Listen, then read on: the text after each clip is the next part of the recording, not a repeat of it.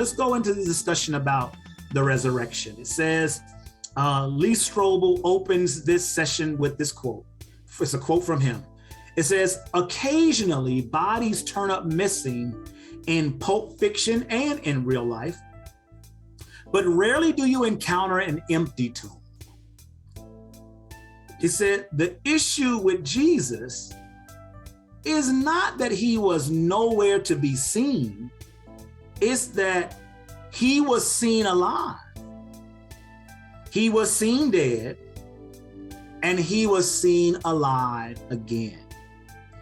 If we believe the gospel accounts, this is not a matter of a missing body. It says, no, it's a matter of Jesus still being alive, even to this day, even after publicly succumbing to the horrors of crucifixion. And that last statement's important because I'm going to spend a little time talking about the horrors of crucifixion, because there is a discussion out there that people would argue that Jesus did not die. And that's how we got to an empty tomb, is that we got to an empty tomb because Jesus didn't die. He either fainted or there was some larger hoax going on. And that's how we ended up with that early morning when the women went to the tomb and he wasn't there, because either he revived under the cool air of the tomb or he was drugged, and that's why it appeared that he had died earlier, but he wasn't really dead. There is those discussions out there. And so he talks about this public succumbing of the horrors of crucifixion. So part of the day I'm going to talk about, I may not get to everything, but I'm going to talk about some of the things that would have taken place under these horrors. I want somebody to do me a favor and look up the word excruciating. Excruciating. And we use this when we talk about pain. I want somebody to look up the word excruciating.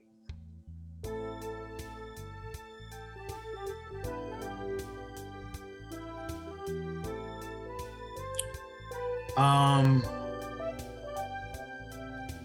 we're gonna talk about that.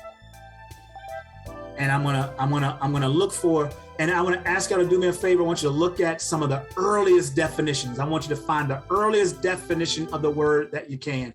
I saw your hand, Katrina. Go ahead. What you got?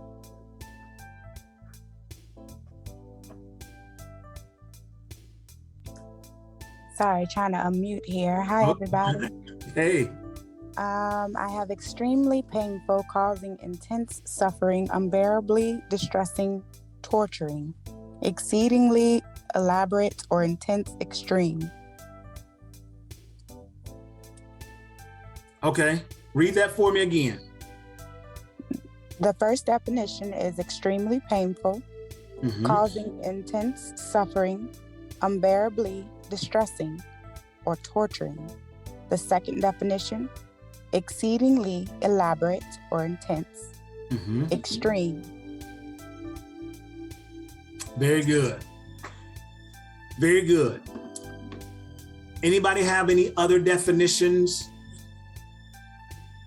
that's different than the one that you just heard from Katrina? Anybody?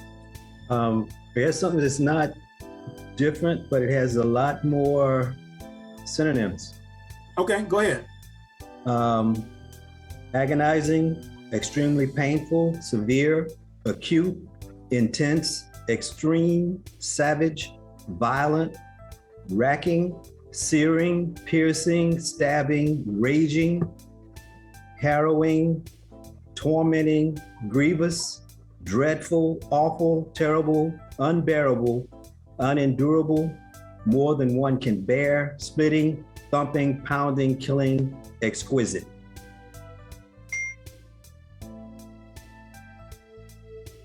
Okay, anybody else?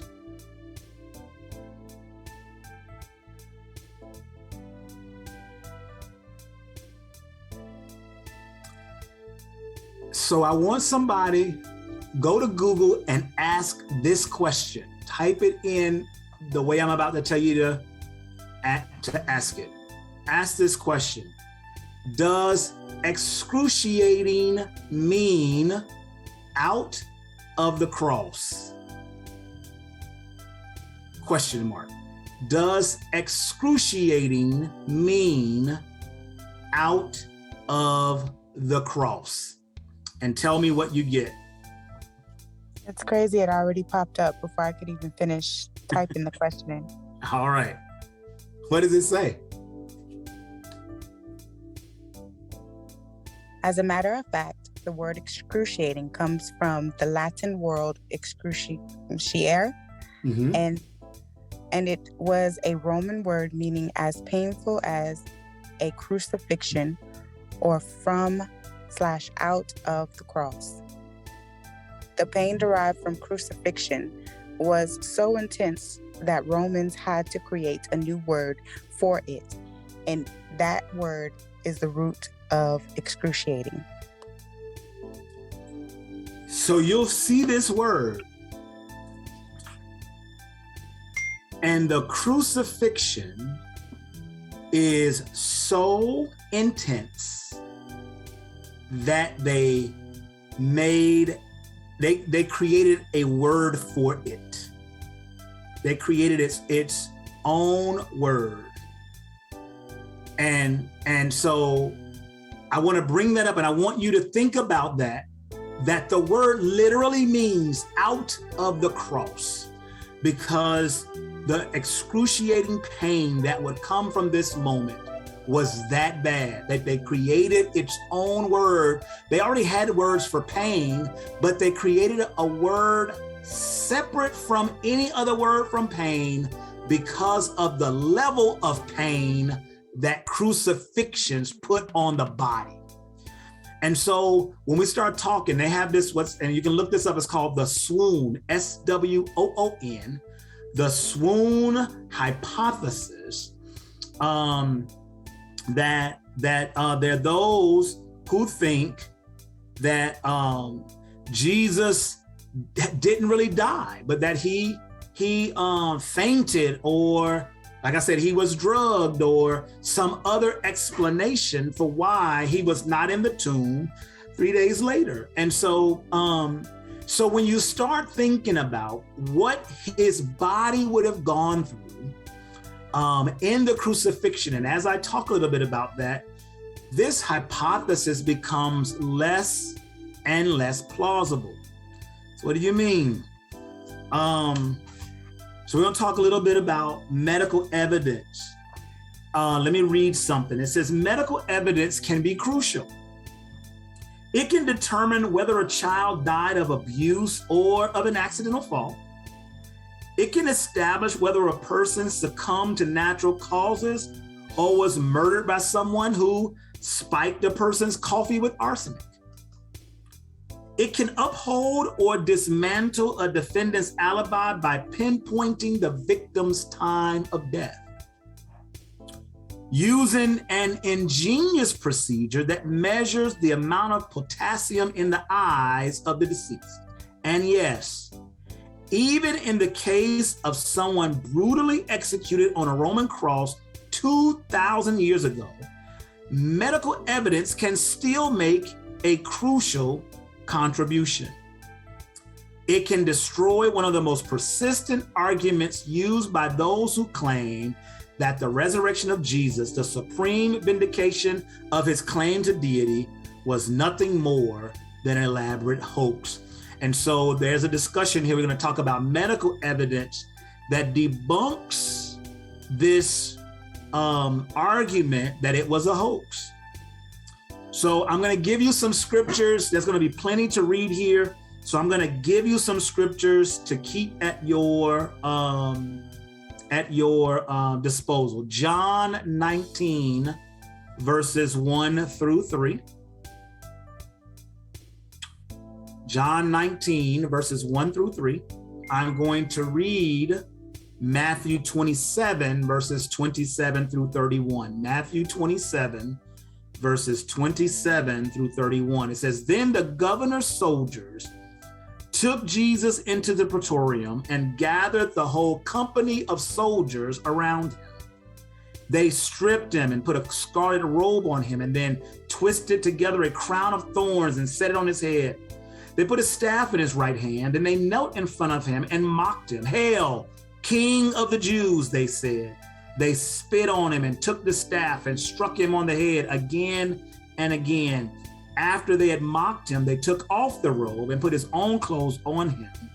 Then they led him away to crucify him. So Roman floggings, let's talk about it. Matthew 27, verses 27 through 31. 27 through 31.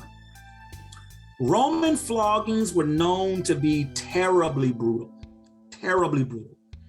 They usually consisted of 39 lashes. The soldier would use a whip of braided leather thongs with metal balls woven into them. When the whip would strike the flesh, these balls would cause deep bruises or contusions, which would break open with further blows. And the whip had pieces of sharp bone as well, which would cut the flesh severely. One physician who has studied Roman beatings said, as the flogging continued, the lacerations would tear into the underlying skeletal muscles and produce quivering ribbons of bleeding flesh. A 3rd century historian by the name of Eusebius described a flogging by saying this: the sufferer's veins were laid bare, and the very muscles, sinews, and bowels of the victim were open to exposure. We know that many people would die from this kind of beating even before they could be crucified. At the least, the victim would experience tremendous pain and go into hypovolemic shock. What is hypovolemic shock? Hypo means low, vol refers to volume, and emic means blood. So hypovolemic shock means the person is suffering from the effects of losing a large amount of blood. And this does 4 things. First, the heart races to try to pump blood that isn't there. Second, the blood pressure drops, causing fainting or collapse. Third, the kidneys stop producing urine to maintain what volume is left. And fourth, the person becomes very thirsty.